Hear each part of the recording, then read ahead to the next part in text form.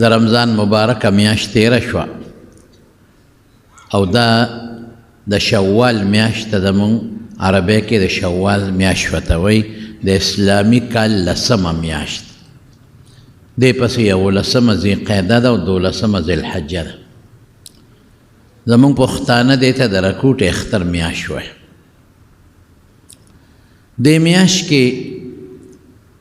یو څو څیزونه دي د مسلمان دپاره دوه غټ دي او څه داسې واړم دي غټ خو دوه دي د یو ذکر درته نن کوم د بل برته انشاءالله په آینده جمعه کې وکړو او درې پکې نور واړه څیزونه دي چې هغې ته دا 15 څیزونه دې ته مستحب او سنت وایي یو څیز په سنتو کې او په مستحبو کې او د حضور پاک په طریقو کې دا دی چې په دې میاشت کې مسلمانان شپږ روجې ونیسي حضور پاک فرمایي دا حدیث په ډیرو کتابونو کې دی ما د مسلم شریف حدیث ته وایي دا په مسند د احمد کې هم دی دا حدیث په نسائی کې هم دی دا په ترمذي کې هم دی او د دې مختلف سندونه دي د طالبان په پوي دي حضور پاک فرمایي چې چا د رمضان روجې ونیولې او د ورپسې په دې شوال د رکوټ اختر په میاشت کې شپږ روجې ونیولې کان کصیام الدهر کله داسې ده لکه چې ټول عمر د روجې ونیول ټول عمر څنګه یو بل حدیث کې داسې راځي من صام رمضان وستا من شوال کان کمن صام السنه كلها چې چا د رمضان روجې ونیولې او شپږ یې د شوال ونیولې داسې شوه لکه چې د ټول کال روجې دي ګوره هلته زمانه راغله او دلته کال راغی نو اسانه خبره ده چې یو سړی د رمضان روجې ونیسي 10 شپږ دا شوې نو 10 او شپږ 10 شوې نو قرآن شریف کې الله فرمایي چې حسنه بعشر امثالها والسیئة لا یجزا الا مثلها چې نیکی یو پلسته او ګناه چې دا یو په یو ده ګورې ګوره د الله انصاف ته ګوره په کار خدا و چې نیکي یو پلس وي نو چې ګناه هم یو پلس وي یا چې ګناه یو په یو وي نو چې نیکي هم یو په یو نه دا خدای رحم چې حسنه بعشر امثالها دا یو پلس ده څوک چې نیکي کوي نو الله د هغې لسچن د ثواب ورکوي او دا لسچن د ثواب لاندې مرتبه ده یو بل حدیث کې راځي حضور پاک قرآن شریف کې الله رشا فرمایي مثل الذين ينفقون أموالهم في سبيل الله كمثل حبة أنبتت 7 سنابل في كل سنبلة 100 حبة والله يضاعف لمن يشاء د دې آیت مسله به وباسو مونږ علما ترې وباسې ده چې یو نیکي یو په 200 یا د هغې نه زیات هم چې د خدای خوښه شي والله يضاعف لمن يشاء نو الله د هغې نه زیات هم ورکوي یعنی تا یو نیکی وکړه 700 او د هغې نه زیات بدل دله خدای درکوي حتی کې حضرت داود علیه السلام متعلق حضور پاک فرمایي کان اعبد البشر دی په ټولو بندګانو کې ډېر عبادت ګزار د هر چا د عبادت یو خپله طریقه ډېرې جړاګانې الله ته کړي نو هغه یو ځل الله نه سوال وکړي خدای ما ته د قیامت د ورځې چې د حساب کتاب تله د هغه راته وښایه نو چې الله ورته هغه تله وښوله نو دی بېهوشه پرېوت او چې په هوش کې راغی نو ژړلې وایي خدای دا خو دومره غټه ده چې که دا 7 اسمانونه او دا ځمکې پکې ور واچې په یو رکوټې ګوټ کې به یې ځای شي نو خدای زما په عمل به څنګه ډکېږي دا خو ډېره غټه ده د دې خو داسې مثال دی لکه چې غټه تلې نن سبا بعضې تلې غټې غټې او سړی په دې غټه تله کې یو رکوټې غوندې د چڼې او دانه ور واچي خلک به خاندي به پورې یا یو غټه تلی او په هغې کې ته د مسورو یو دانه ور واچوې نو خلک به خاندي چېرې وړه دا خو دا مسورو دانې باندې ردې څه پته لګېږي نو هغه ژړل خدای ته چې خدایه زما ګور څونه عبادت ګزار دی او ژاړي چې الله دا زما په عمل به څنګه کېږي دې سره به څه کوو؟ دا خو د اوه اسمانونو اوه ځمکې چې واچوې په یو رکوټي ګوټ کې ځایږي. رب العالمین وفرمایل ای داوده چې زه غواړم په یو کجوره یم ډکولی شم، وزن پکې خدای پیدا کړي. مثال به یې درکړم، مالوچ دی او بوس دی، ډمبر یې زیات دی خو وزن یې کم دی، او سره زر دی اوسپنه ده هغې ډمبر کم دی وزن یې زیات دی. یو خوا یو پنډ مالوچ واچوه، بل خوا دومره په لاس کې یو رکوټې غوندې کاڼې واچوه د 3 کیلو د 5 کیلو، اپې درون راځي. عمل کې وزن خدای پاک پیدا کوي. یو حدیث کې راځي چې الله وغواړي یوه کجوره د احد د غر عمره غټه کې او په تله کې ور واچوي. دا د خدای رحم دی. زمارونو ګورئ، ما تاسو ته مخکې ویلي، اوس هم درته وایم، الله وایي ما یفعل الله تاسو په عذاب زه څه کومه؟ ما تاسو عذاب نه پیدا کړی. لږ الله راضي کې، الله په دې نفلو ډېر خوشحالېږي. فرض خو اسیم در باندې پوری دی، خو به خامخا کې په دې نفلو کې حکمت څه دی؟ هر فرض عبادت سره ګورې نفل شته. نفل معنی زیاتي مونځ، زیاتي مونځ ورسره هر عبادت سره. د سار مونځ دی مخکې ورسره 2 رکعاته زیاتي مونځ دی، سنت ورته وایي مؤکد. د ماسپښین مونځ دی مخکې مو ورسره دی، وروستو مخکې 4، وروستو 2 رکعاته. د مازدیګر مونځ دی مخکې 4 رکعاته نفل. د ماښام مونځ دی وروستو 2 رکعاته سنت مؤکده، دا هم زیاتي مونځ دی د فرضونه ورسره نفل. د ماسخوتن د هغې نه پس داسې دی کې څه حکمتي؟ یا الله دا فرض دا خو تا په ما مقرر کړي، دا خو به خامخا کوم، چې ونه کم نو پردې قرض به خامخا ورکې. لیکن الله دا زیاتي ورسره کوم چې ته پې خوشحاله شي.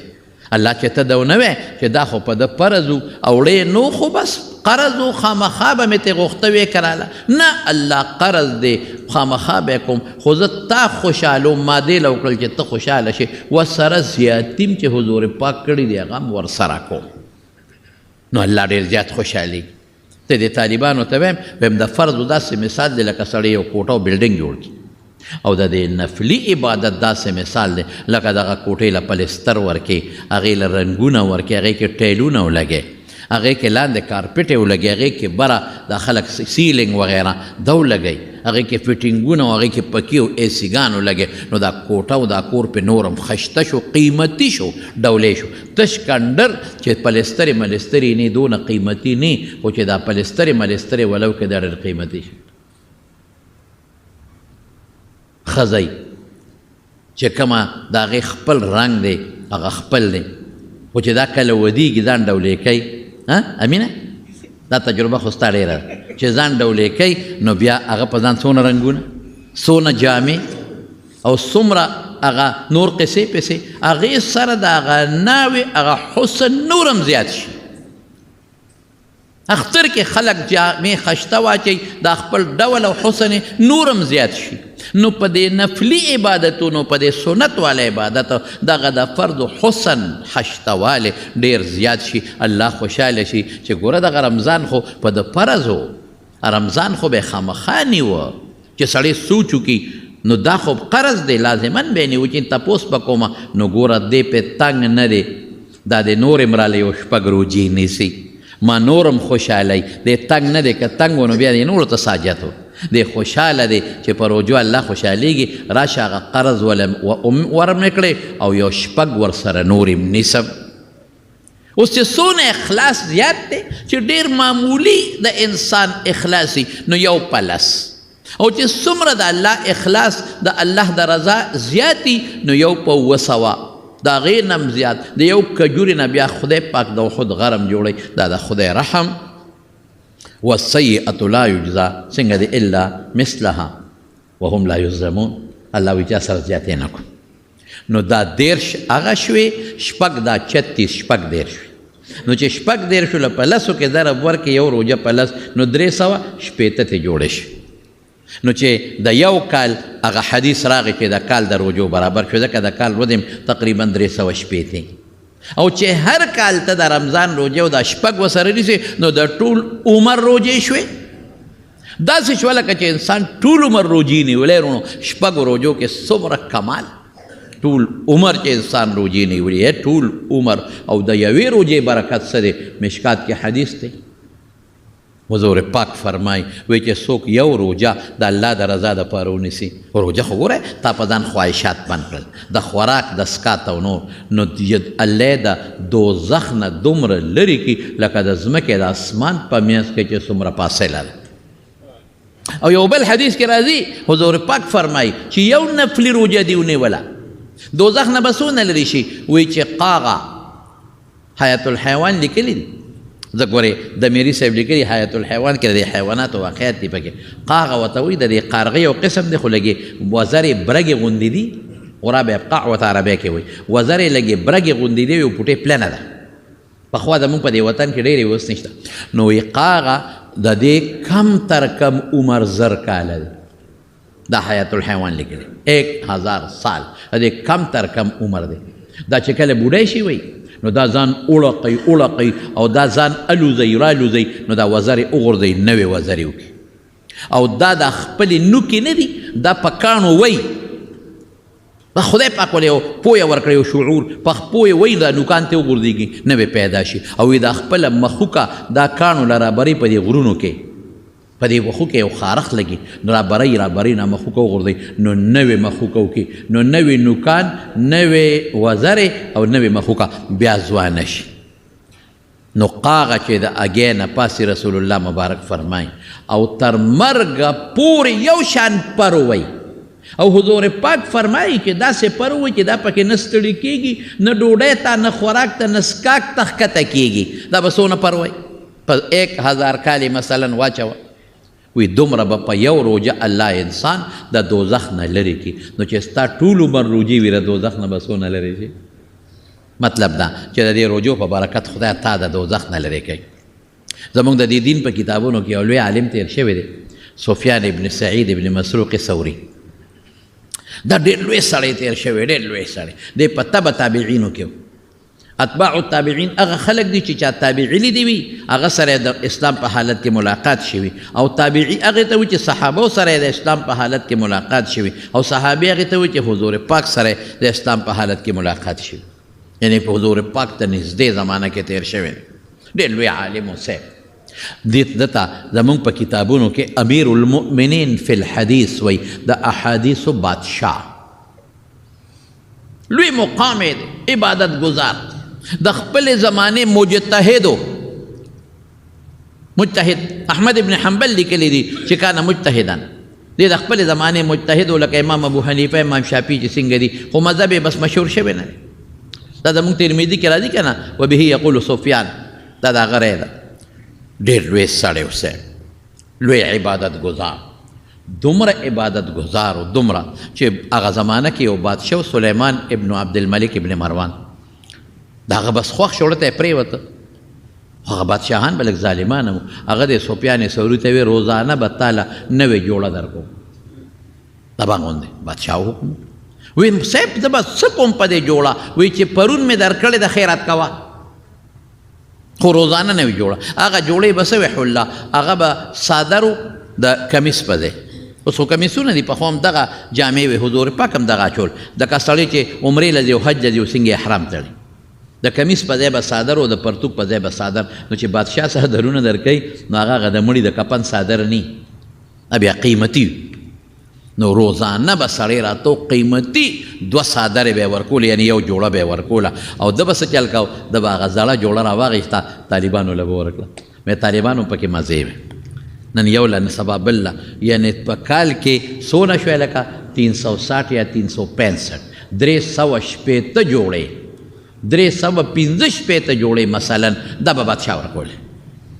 په دغه خوښ شوی عبادت ګزار و عالمانو سره مینه چې څوک کوي او چاته پته ولګي چې د عالم په مینه کې کم خیر او کم برکت دی بیا به بل چا سره مینه نه کوي دومره عالم سره مینه د څه د وجې خلک کوي چې دی د الله د دین د قرآن او د سنت خدمت کوي نو چې سړی د عالم سره په دې مینه کوي په دې نه چې زما جنازې له به راځي په دې نه چې زما تپوس پوښتنه به کوي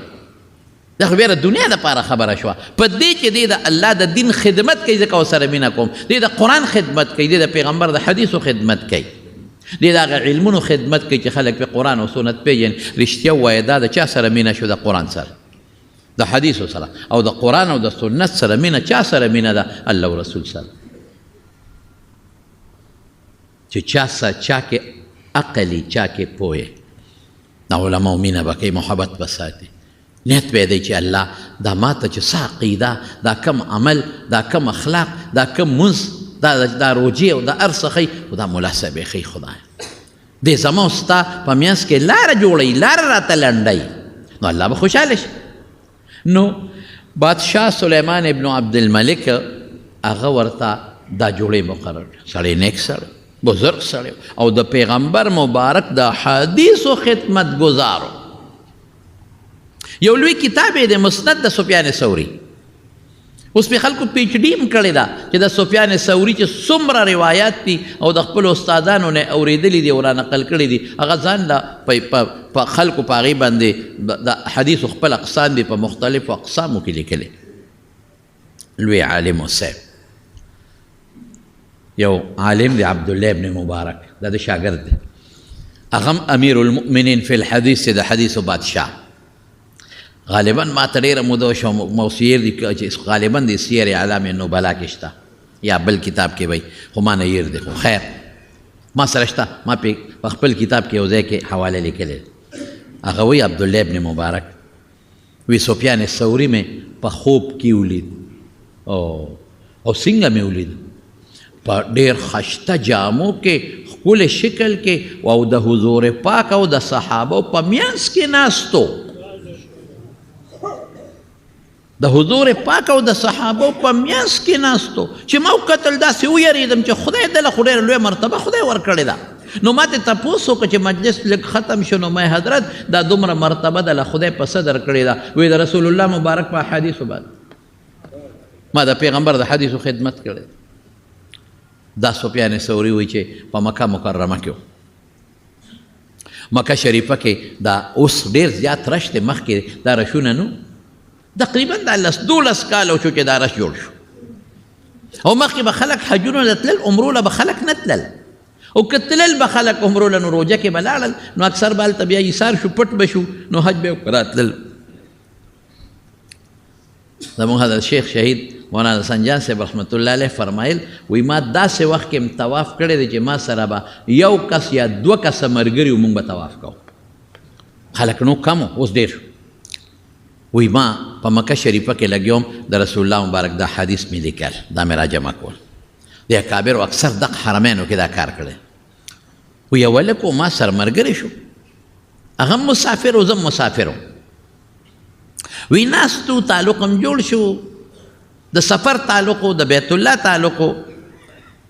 ژوند هم یو ځای تېرېده. وی دا هلک ناجوړه شو، بیمار شو. چې بیمار شو نو دې تقریبا مرګ ته غریب ورقریب شو. وی ما ته وصیت وکړ چې ته خو زما د سفر ملګری، خو یو کار به کوې، که زه مړ شوم هلکه تا سره به زه څه کوم؟ وایي که زه مړ شوم ما سره به دا وکړې چې ما له په خپل لاس غسل راکړې، زما هېڅوک نشته، او بیا ما له کفن هم راکړي، و مسلمانانو راله قبر وکنه و قبر راله وکنه، بیا به په خپل لاس قبر ته ورښکته کړي، ما به په خپل لاس په لحد کې کښېن، او چې ما نه کله خلک رخصت شي نو ما ته به بیا لږ سات کښېنې، استأنس بکا، زه به تا سره یو پوټې لږ مانوس یم، زه به یم چې ما نه څوک نه لیدل. د مارونو مسله د دین دا ده چې د چا څوک نی نو بیا بل څوک لمبولی شي، خو که د چا څوک خپل وي نو پردی به نه لمبوي. بچو له پکار دی چې پلار په خپله ولمبوي، لونو لا خویندو له پکار دی چې دا مور خور په خپله ولمبوي. زموږ په وطن کې یو غلط رواج دی، وایي موږ له د لمبولو چل نه راځي. الله دا ته چې لامبې تا باندې فرض غسل لا شي او ته لامبې، دا چل نه درځي. لمبولو چل څه ته وایي؟ یو مولا نه چل زده کړه کنه. د مړي د لمبولو څه طریق؟ ډېره اسانه طریقه ده. زموږ فقهاو 2 طریقې ښولې دي، یو دا چې خپې والا دې طرف ته که جنوب ته او سر والا دې شمال ته که او مخ قبلې ته، او بله طریقه چې هغه راجحه ده ښه ده ادا چې خپې والا قبلې ته که، سر والا نور خواته ته که او سر والا لږ راوچت که، دا چل شو. لاس ته ګوتی خلک جوړې کړي، ګوتی لاس ته واچوي، لاول په لوټه یا په کاغذ ټیش پیشو پیپر په هغې والا استنجا وکړه، او بیا په اوبو باندې استنجا وکړه خبره خلاصه شوه نرمه استنجا بیا هغه څیزونه لر کړه په عورت به ولا په ښکاره کې نه په عورت د پاسه ولا یو څادر واچو یو شی اکثر لمدېدو سره بیا د اندامونه ښکاري نو د پاسه پې خلک لږ مالوچ خواره کړي چې هغه اندامونه نه ښکاري د هغې لاندې کار کوه بیا څه چل وکړه بیا ولا چاره دام وکړه معمولي نرمه ګوته ولا په خوله کې وامه لږې اوبه بیا پوزه کې بیا مخ بیا ښې لاس بیا ګس لاس بیا خپې هغه د سر مسه پکې وکړي د هغې نه پس به ولا سر ووینځې یو ځل ولا سر ووینځه مزېداره بیا دوباره ولا په سر اوبه واچوه بیا درې باله اوبه واچوه بهتره طریقه خو دا ده چې د بیرې پاڼې دا سنت دي دا راواله اوبو کې لږ وخوټ کوه خو زمونږ خلک هغه طریقه نن سبا نه استعمالوي نو په صابون انځي یو ځل خالصې اوبه واچوه یو ځل ورباندې د صابون ومږه بیا ته هغه صابون بوزه او کافور چې دي کافور دا زمونږ په وطن کې د کافورو ګولی دا نه دي کافور د حکیمانو سره میلاویږي نو که په اوبو کې د کافور واچو لرې په اخره کې واچول هم ښه ده او که اصل یې په کافور ومږل هم ښه ده بیا ښې طرف بیا ګس طرف دغه طریقه ده دې کې څه ورڅه دي یو سړي ما ډېر تپوس کوي دا به څنګه لامبم څنګه لامبم مې اوچتې کو په دریاب کې ومنډه او بیا راوباسه دا لامبول شو سړي څه لامبول څه ته وایي ته څنګه لامبې دا څه دونه ګران کار هلکه وایي مړی لمبه ورېږه ښه ترور خاوند مې پاتې دی ورېږه ماما پاتې دی ورېږه پلانکې پاتې دی وروسته ته به وایې ګنې خدای پاکه جوار په دغه ټکوي او خلک وله راغونډوي دنیا راغونډه کوي بیا خفه کېږي الله دلته مړی لمبوي دلته دنیا ولاړه د ګیر چاپېره ته به یې په پالنګ یې خېجئ او وعدې دی ته ولې خپل د مړي اندامونه خلکو ته ښیې هیرونو زمونږ کتابونه لیکي چې په دې خېټه به وله داسې نرم لاس راکاږي ممکن ده چې د ده نه څه اودسماتې وځي نو بیا به یې دوباره نه لامبې بس هغه اودسماتې وله وینځه نو قسم دی بیا ګورې ما اورېدلي د بعضې خلکو نه چې د مړي بد وایي شونډې داسې وي او سترګې داسې وي او په وجود یې ویښته وو او پلان او ډینګه خوا دې خوا نو د خپلو مشرانو حیا خلکو ته مالی قسم دی ما خپل نیکه زمونږ په درې ورونو لمبولی بس مولانا اکبر جان صاحب رحمت الله علیه شیخ صاحب والد صاحبو هغه راته ناستو مشرو هغه خپله تمنا وکړي بچی زه به راته کښېنم په کرسی مې کښېنولو مې ته ګوره چې سنتو مطابق که ټیک کوو یو اقبال حسین حاجي صاحب خدای پاک دی وبخي د هغه یو خاص مرید مو دوست مو هغه به راله اوبه راوړي بس خبره خلاصه هېڅوک هم خبر نه شو هغې زما والد صاحب خورئ مې و دا خپل لوڼه په خپله مو لمبه د قرنګې زما وروڼو زنانه ده ګورې د دنیا ښځې راغونډې شي ټول وجود د زنانه عورت دی د ګناه ده مه کوئ د شریعت مطابق کار کوي د شریعت مطابق او بیا مې لا دا مه اورېدلي دي چې دا کم ځای کې مړی ولمبئ هغه د تختې ځای نو څلوېښت ورځې پکې ډیوه بلی اوس شکر دا رواج ختم شو پخوا دا و مشرانو نه تپوس وکړې پخوا و دا رواج ډیوه لکه دا ډیوه ولې بلی وایي دا مړی دلته راځي چې درزو نه خوري خدایا په دا لاره چې رواني هلته تیندکونه خوري های خدایا که مړی روح راځي وي که دا روح په جنت کې د دې خدای وعده دی چې تورنګزو ته راځي جنت کې پروت دی او دی به راځي تورنګزو ته او غزګي ته به راځي او میرې ته به راځي او جلو ته به راځي او مردان ته به راځي جنت کې پروت دی او که دی په دوزخ کې پروت دی او کوته کې ورته نیولی دی والله که قدم هم ته والي دی به راځي دغه ځای له روح راځي دا د ښځو ځان له قصې پیسې جوړې کړې دي او څلوېښت ورځې به وروره وایي جامې نینځې چې مړی وشي وره وایي دا بیا فقیري راځي خدای دې ښه که خدای راته هدایت وکړه دا قصې پیسې ټول رواجونه دي د شریعت خلاف دا څیزونه مه کوئ هغه کار وکړئ که د ثواب په نیت د شریعت خلاف کارونه کې بدعت ورته وایي او حضور پاک وایي بدعت ګمراهي ده د ګمراهۍ ځای ورته او که د شریعت موافق یو مخالف یو کار کې مخالف دا چې شریعت کې نه او ته کې مخالف خو ګناه ده شریعت کې نه او یو کار د ثواب په نیت کې بدعت شو او که د ثواب په نیت نه کې رسم شو بیا هم ښه نه دی ځان ته ساته د رسول الله مبارک د سنتو تابعداري کوه خیر خبره مې دې پورې کوله چې سفیان ثوري وایي ما ولمبه کفن مې ورکړ او په خپله مې قبر ته ورښکته که قبر ته هم چې ښکته کې نو کوشش کوه زمونږ د امام ابو حنیفه رحمت الله علیه طریقه دا ده چې دا کټ قبلې ته کېده امام شافعي صاحب بله طریقه وایي قبلې ته کېده راوچتې که او ښکته یې کېده او دا مخ وله لږ معمولي غوندې قبلې ته سنګزن که قبلې ته یې ورمایل که وی قبر کې مې کېښوده خلک لاړل رخصت شو نبی علیه السلام ګورې دا هم فرمایي زمونږ رواجونه به شروع شو چې مړی کله خښ کې نو چې د قبر د جوړېدو پورې د سره ایثار شه چا چې جنازه وکړه واپس شو یو قیرات ثواب یې وګټه چا جنازه وکړه تر دفنه پورې ایثار شو 2 قیراته ثواب او قیرات څومره د حضور پاک فرمایي د احد دغه عمره نن سبا خو مسله ده که نه چې جنازه څنګه وکړي د مړي وارث د مړي زوی څوک پرېږدي نه دوا به وکړو هلکه جنازه کې دا دوا دې ونه کړه داسې شو اللهم اغفر لحینا ومه دا دوا وکنه هغه ته بیا وبل دوا به وکړو هغه غریب اخوا مخې مټ نه راکاږي دوا به وکړو د هغه اخوا مخې بلې شا نه راکاږي دوا به وکړو دوا نه کوي ځان نه ماچي مچان شړي دا خو تا دوا ونه کړه هغه غریب پرېږده چې پلار ښکته کړي هغه پرېږده چې پلار دفن کړي دا ځان ورته ښیي چې زه راغلی هر شی زمونږ د ریا نه ډک شو دا مه کوئ داسې شریعت مطابق کار کوئ نو وی ما دې خښ که او دفن مې که خاورې پرې واچولې د ده د وصیت مطابق سفیان ثوري رحمت الله علیه فرمایي زه ورته لږ ساعت کېناستم خلک لاړل ولې کېنه دی وی ما نه به تپوس کېږي په قبر کې هو ډېر ګران کار دی یقین په خدای که چا سړی وی چې دا زه کوم وخت کې مرمه او زما نه دا ساه خیږي او دا بچی را نه پاتې کېږي او دا کور ته ګورم او ځان له مې جوړ کړی دی چې دا به څنګه حالت وي ساه چې د انسان نه ووته او مړ شو په هغه کور واپس بیا نه راځي زما والد صاحب چې کوم وخت کې د هغه جنازه مونږ وړله اوچته م کړه او په دروازه مونږ جنازه ایستله نو بې اختیاره زما د خولې نه یو ټکې ووت اوس مې یاد بې اختیاره په قصد نه ما وی والد صاحب مې دا کور جوړ کړی او نن په دې دروازه ووت بس د اخیري وتل دی واپس په دې دروازه بیا نه راځي ځان له دې بنګله جوړه کړه خو چې په د مړي په کټ کې دی ووتې بیا نشي راتلی ځان له دې ښکلې کوټه جوړه کړې ده ځان له دې پالنګ پکې اچولې ځان له دې ایسي لګولې دی خو چې کله مړ شوې او د هغې نه ووتې دې کور ته واپس نشي راتلی ختم ډېر ګران کار دی زمارو 2 څیزونه ذهن کې واچوئ دا د حضور پاک وینا ده 2 څیزونه یو دا چې د خدای نه یره چې الله ما سره به ته څه کوې ما څه عمل کړی دی دا عمل ستا د شان مناسب به وي او که به نه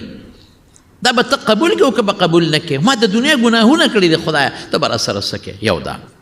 دویم د خدای نه به امیدم ساتې چې الله زه پیدا کړم مسلمان د مسلمان مور او پلار نه په مسلمان کور کې دې پیدا کړم دا رحم دی وکړه الله رحم به کوې که خیر انشاءالله دا 2 څیزونه رسول الله صلی الله علیه وسلم د یو صحابي تپوس د المشکات کې شته هغه بیمار ورته وی هلکه لکې دې څه دي هغه ورته وی د الله رسوله د خدای نه یریږم هم ډېر اور صحابي چې الله به راسره څه لوی سفر دی که آسان کار خو نه دی او بل د خدای نه مې تمه م شته چې الله به راباندې رحم کوي رجا او خوف ورته وایي زموږ کتابونو د دواړو جهانو سردار وفرمایل چې دې وخت کې د چا پړه کې دا 2 صفته رالل نو چې دا د څه نه یریږي د هغې نه به خدای وساتي او چې د کوم څیز امید ساتي هغه به وله خدای ورکړي او یو حدیث کې راځي چې د مرګ په وخت کې یو سړی دا سوچ دی چې په الله دې ښه ګومان کوي د مرګ په وخت کې چې پروردګاره که خبره د عمل شي نو زما عمل د دې جوګه نه دی چې د پې بچ شم که خبره د عمل شي خو ما د سر نه واله تر خپو پورې په سترګو په خولې په لاسونو هر قسمه ګناه کړې ده که خبره د عمل شي پروردګاره نو ما خو ته نه خوشحاله کړې ما خو همیشه شیطان خوشحاله کړی دی پروردګاره حساب کتاب را سره مه کوه ربه حساب کتاب مه کوه که حساب کتاب کې غر کې ما الله رحم به کې که ته په ما رحم وکړې نو ستا په خدایه کې کمې خو نه راځي او که ته ماله عذاب راکړې نو ستا خدایي په خو زیاتېږي نه الله نو الله په دې خوشحالېږي الله وایي چې وګوره دا بنده دې زما نه یریږي دا بنده زما قدرت مني دې زما طاقت مني دا بنده زما رحم مني دا بنده ما ته رحیم وایي دا ما ته رحمان وایي په دې الله خوشحالېږي زما ورونو ډېر معمولي سي دي بعضې وخت کې رب العالمین پې خوشحاله شي او د انسان بیړه پې پار کړي نو دا دوه څیزونه ما یو په الله نه تمه کول چې خدایه ته به رحم کې او بل د خدای د عذاب او د قهر نه یره کول دا دوه څیزونه هر وخت کې دا سوچ کوي د مرګ هېڅ پته نه لګي نو وایي زه ورته او تپوس بیا د ځان کدن نه پس خو بیا تپوس کېږي که نه لومبې د رب تپوس کېږي رب د څوک دی بیا د حضور پاک تپوس کېږي او بیا د دین تپوس کېږي وایي چې مې ښخ که زه ورسره لږ ساعت ناست وم د ما وایي سترګې ورلې سفیان ثوري وایي سترګې چې مې ورلې دې وخت کې دا سړی په دې خوب بیا پرکالي هر څنګه وه په دې کې دا سړی وینم دا نوجوان خشته باغ دی ښکلې چمن او په هغې کې چکرې لږه یو ګرځي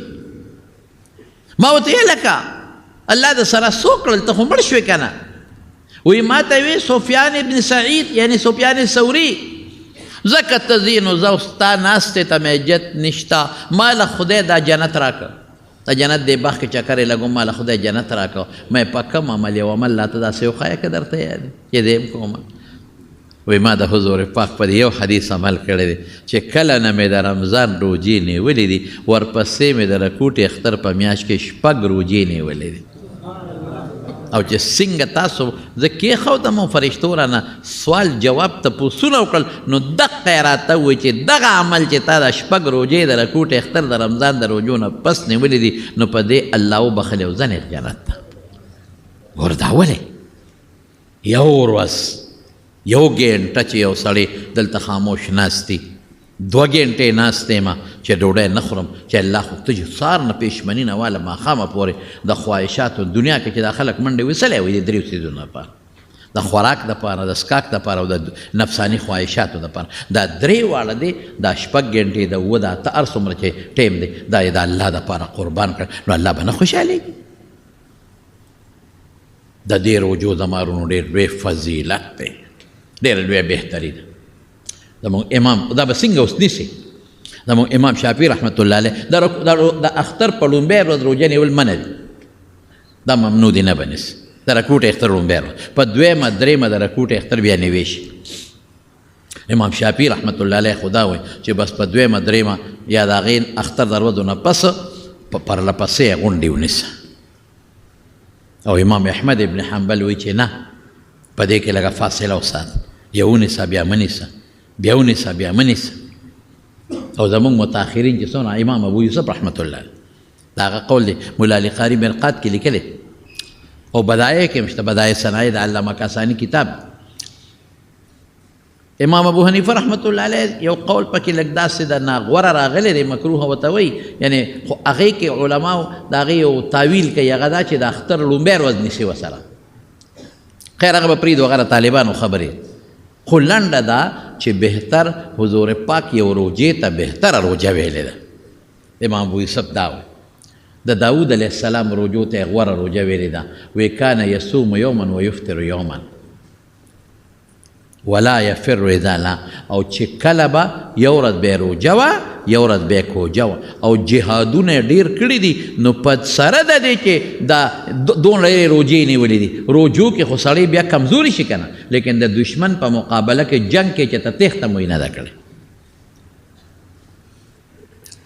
ولا یفر اذا لقي العدو میدان د جهاد د سره تېښته یې نه ده کړې ولې هلکه دا یو سوچ راځي چې دومره روجې بنده نیسي دا وجود وسره کمزوري شي نو بیا خو به دی په میدان د جنګ کې د کافر په مقابله کې تېښته کوي وایي چېرته یې شا کړی نه تښتېدلی نه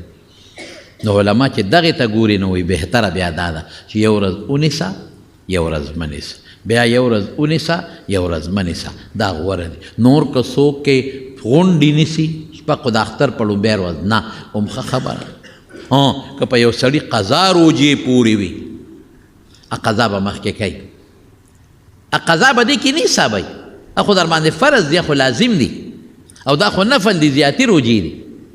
یا یو زنانه ده مثلا او هغې په رمضان کې 6 یو ورځې هغه خپلې زنانه روجه نه نیسي د بیمارۍ د وجه زنانه خپله بیماري وي او د هغې نه پس په شوال کې بهتره دا ده چې لاول هغه خپلې قضا روجي ونیسي او د هغې نه پس دا روجي ونیسي. او که زنانه وایي چې نه زه خو لږه کمزوری یم زه خو ټولې نشم نیولی یا به دا قضا نو خیر دی بیا اجازت شته بیا د شوال دا روجي دې ونیسي ځکه دا په بله میاشت کې د دې میاشت هم دا ده او هغه چې کومې خپلې روجې دي هغه دې بیا وروسته ونیسي. عایشه صدیقه فرمایي وی ما به د رمضان روجې په شعبان کې نیولې چې ما نه به کمې پاتې شوې وي د رمضان نه لږ مخکې. دا ولې وی ما وی اسې نه چې زما روجې او د حضور پاک چېرته ضرورت راشي حاجت یې پیښ شي او زه روژهداره نه وی دومره مینه وه د حضور پاک سره نو ما به د حضور پاک د مخه دا روجې دا قضا دا به شوقه درته رستو کولې بیا خو رمضان میاشت راځي نو راشه پوره کړه. نو بهتره دا ده چې انسان لاول هغه خپلې قضا روجي ونیسي بیا ده ونیسي. که وایي چې نه زه ټولې نشم نیوي کمزوری نو بیا دې دا ونیسي دا د شوال ځکه د دې میاشت دا ده او هغه قضا دې خیر دې وروستو کړي. نیت ولا دقه کوه پړه کې چې الله دا د رسول الله صلی الله علیه وسلم وینا ده دې دپاره یې نیسم د رمضان مې ونیولې او دا مې نیسمه چې الله ماله د ټول کال او د ټول عمر د روجو ثواب راکړي او دا پړه کې راوله په خولې کې نه وی پړه کې دا راوله چې الله دغه روجې خو په ما لازمې وی خو به مې خامخا نیولې. پښتانه وایي که نه وي که پلار دې مرینو کوې وی خامخا به کې خو خامخا په ما لازمې وي خو الله زه پې تنګ نه یم نور یم دله نیسم که دا نم نیسم ته پې ما نیسې نه زیاتي نفل عبادت دی خو خدای زه تا خوشحالوم الله به ډېر زیات خوشحاله دا شپږ روجې که خیر انشاءالله تاسو ته هم ویم که چا نی نیولې نو شروع پې وکړئ که خیر انشاءالله العزیز. او یو کار وکړئ زنانو ته دا زما دا خبرې ور ورسوئ. زنانه تکړه دي په عبادت کې سړي دومره تکړه نه دي او زنانه په عبادت کې ډېر زیات تکړه دي نو زنانو ته مو رسوئ چې ستا په وجه یو مسلمان دا روجي ونیولې هغه له به خدای پاک چې کم ثواب ورکوي د هغه به نه کمیږي او د هغې برابر اجر او ثواب به دله خدای پاک درکړي. نو دا شپږ روجې دي دا د دې میاشتې په سننو کې دي. ما خو تاسو ته چې 15 څیزونه دي په دې میاشت کې بل برته انشاءالله العزیز آینده جمعه کې به اسې به یې راته پوټې غوندې دلته ذکر وکړم ولې چې میاشت په تېرېدو ده دا چې په دې میاشت کې واده کول او نکاح تړل سنت دی. واده او نکاح د حضرت عایشه صدیقی رضی الله تعالی عنها نکاح په دې میاشت کې شوې ده او د عایشه صدیقی وادم په دې میاشت کې شوی دی. زما به پخوا دا خیال و زمونږ دا خلک وایي د اخترونو منځ کې نکاح مه کوئ سپیری وایي دا د ښځو رواج دی دا یو لوی مصیبت دی. ښځه ځان له یو ټینشن دی بس اخترونو منځ کې به نکاح نه کوې که دې وکړه وایي بس غم جوړېږي. ما به دا وی چې بیا حدیثو ته راورسېدم او حدیث ته حضور پاک مې وکتل وایي مې دا خو اوسنۍ خبره نه ده دا خو د جاهلیت د حضور پاک د زمانې نه مخکې را روانه خبره ده. عایشه صدیقه فرمایي وی خلک وایي چې د رکوټ اختر په میاشت کې نکاح مه کوه دا سپیری وی زما نکاح د حضور پاک سره ده رکوټ اختر په میاشت کې شوې ده وی زما نه بختوره ښځه بله کم ده. ته به انشاءالله د هغې د نکاح وغیره واقعات په آینده جمعه کې بیان کړم خو دې پورې درته ویم که یو سړی او یا بیا څه وایي حضور پاک د شوال په میاشت کې د عایشې سره نکاح ولې کوله دا رسم یې ختماو دا رواج یې ختماو خو زمونږ د مسلمان نه اوس هم هغه رواج نه ختمېږي. نو که نکاح څوک کول غواړي واده وایي چې زه واده کوي نو په دې میاشت کې دې وکړي د سنتو په نیت دې وکړي نو ثواب به وشي او که واده رستو کوي نو مهرباني دې وکړي نکاح پکې وکړي دې میاشت کې وکړي په دې طریقه وکړئ چې د حضور پاک او د عایشې بیبي نکاح په دې میاشت کې شوې ده. نیت دا وکړئ چې دا رسم او د جاهلیت دا رواج پې ختم کړم. مونږ خو بله نکاحونه په دې میاشت کې وتړل د چا خو نکاح سپیره نه شوه چې پیغمبر یو کار کوي نو هغه سپیري او که هغه بختوري او د رسول الله مبارک تابعداري خو بختور شي. نو نور به یې راته تفصیل انشاءالله په آینده جمعه کې بیان کړم. کامیابي زمونږ دقه ده چې موږ د ښکلي مبارک پیغمبر د سنتو او د هغې د طریقو د هغې پابندي وکړو. یو خبره به راته بله محکمه ده چې چې انشاءالله زمونږ په دارالعلوم نعمانیه عثمانزو کې سبا نه داخلې شروع کېږي. زمونږ د یوسف احمد مولوي صاحب چې کومه مدرسه ادارة الحدیث اوړي ګرام والا هغې کې هم سبا شروع کېږي. نو هغې کې به زمونږ طالب علمان څه خو موږ مدرسو کې دیره کوو او څه طالبان په جوماتونو کې دیره کوي. نو لږ به دا مهرباني کوئ چې د رسول الله مبارک د احادیثو طالبانو له په خپلو جوماتونو کې ځای ورکوئ. ښه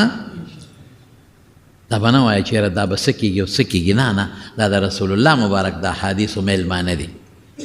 که ستا ډوډۍ نوړۍ نیمه یو ډوډۍ وخوري نو خدای به په دله ډېر لوی اجر درکوي او په رزق کې به خدای برکت پیدا کوي. نو دا خصوصا زموږ د تورنګزو عثمانزو د دې میرو د عمرزو جلوش د دې علاقې د دوستانو ته دا وایم چې دا اړه مه تنګوئ. بعضې زموږ طالبان دی چې هغوی یو پوټۍ راغوندې چا نه به څه په جوماتونو کې تېر کال څه زیاتې کمې شوي هلکان دي که نه. نو بعض انسان ویره دا بیا به نه پرېږدم. نه داسې مه کوه. جومات وقف دی د خدای دی، ډوډۍ خدای درکړې دی. مینه وکړه، محبت وکړه او طالب علمان ښه په شوق باندې چې 3 کسه پکې جومات کې راځي 15 پکې دیره کړه. چې 15 راځي 2 پکې دیره کړه. رکاوټ مه جوړېږه. الله به د خلوی خیر نه دی محرومه نه کړي. دا چې څومره د خدای فضل دی او د الله کرم دی. یقین په خدای وکړه. تاسو ته پته ده ما به دلته وړه دوره کول یو وخت کې په دې عیدګاه کې او هغې کې به 2600 2500 هلکانو او دې خلکو به په بیټکونو کې دیره کول. ما نه به ډېرو خلکو ګیلې کولې وایي تا موږ له طالبان نه په بیټکونو کې به طالبان دیروي. بیټک کې د سړي میلمانه راځي که نه لیکن دا ولې لکه بس وایي تېره برکت نه خبر موږ ته برکت معلوم. نو چې د رسول الله مبارک د احادیثو برکت نی نو د څه به برکت. نو دا مې تاخیري کې یو خبره وکړه. دا زمونږ ملګری دی حافظ بشیر جان ارماني ته دعا وکړو. څه دعا ورته وکړو؟ مشکلات څه دي خو ښه د غواړي که نه. بشیر ارماني زمونږ دوست دی، زمونږ ورور دی. الله دې مشکلات په خیر بدل کړي. او زمونږ بل ملګری ملک رحمت صاحب الله دې ولې دواړو جهانو خیر او خوشحالۍ سره د بچو نصیب وګرځوي. ښه نو اذان وکړي او بل سړی اقامت وکړي کولی شي او که نه. بهتره دا ده چې کوم انسان اذان وکړي اقامت ته هغه وکړي. بهتره دا ده. البته که هغه بل ته ووایي چې ته اقامت وکړه نو بیا دا څه خبره پکې نشته. خو که اقامت یې وکړي او د هغه د اجازت نه بغیر بل سړی اقامت کوي نو جایز دي. په مونځ کې فرق نه راځي خو بهتره داسې بیا نه ده. ښه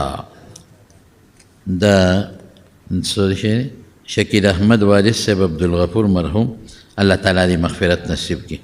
او کالوشا شانور پول فضل آباد تخمه الله دې ولا دې مرګري له د خیر او خوشاله زندگی نصیب وګرځولي کې دعا وکړي. الله جی دا زمونږ څه دوستان دي د 400 د انټرچینج نه دي خوټلې دي مینوال هوټل هغې ته هم د هغې څه بیماران دي اسپتال کې داخل دي. دعا ورته وکړه چې الله تعالی وله روغ صحتونه ورکړي. الله شفا ورکړي. یا الله چې څومره بیماران دي الله ټول له روغ صحتونه ورکړي. الله ټول له شفا ورکړي. په اسپتال کې دي که په کورونو کې دي مریضان دي. مرض د خدای په لاس کې دی. راوستون کې مله دی، لرکون کې مله دی. پروردګاره ته ټولو مریضانو له روغ صحتونه او شفا ورکړي. د مجلس کې دي که په کورونو کې الله شفا والا ورکړي. یا الله چاته څه مشکلات او پریشانۍ دي مشکلات او پریشانۍ په خوشحالو باندې بدله کړي. زموږ بعض دوستان دي د هغې بچي دي بار ملکونو بحرین وغیره کې پریشانو کې پراته دي. دعا وکړه چې الله تعالی پریشانۍ په خوشحالو بدله کړي. او چې څومره مسافر دي دا مسافر خو ما ته پته لګي په بار ملکونو کې د دې غریبانانو ډېر سخت ژوند دي. هغه ټولو مسافر ته دعا وکړه چې الله تعالی د سفر د مشکلاتو نه وساتي. الله ورله ډېره فراخه روزي ورکړي. یا الله ته زموږ نه راضي شي خدایه. د رمضان دا روژې قبول کړي. الله د رکوټ اختر د دې میاشتې د روژو د نیمو توفیق راکړي. زموږ د دې جومات ګاونډیان دی نورالدین خان دا خویندې دي او مشره خور یې لږه بیماره ده. ما ته اوس ته یې ملګري وي دعا ورته وکړئ چې الله وله روغ صحت ورکړي. الله شفا ورکړي. څومره زنانه دي بیماران دي الله په کورونو کې دي ته وله روغ صحتونه او شفا ورکړي. الٰه العالمین ته هم د هر قسمه مصیبتونو نه وساتې خدای. الله د عباداتو توفیق راکړي. الله د حضور پاک د سنتو الله د پوره کولو توفیق راکړي. یا الله د حاسدینو د حسد نه مو ساتې. الله د شریانو د شر نه مو ساتې. الله د بغضیانو د بغضونو نه مو ساتې. الله د بد نظرو د بد نظرو نه مو ساتې. پروردګاره چې څوک موږ ته زمونږ دین ته زمونږ ایمان ته زمونږ د پیغمبر سنتو ته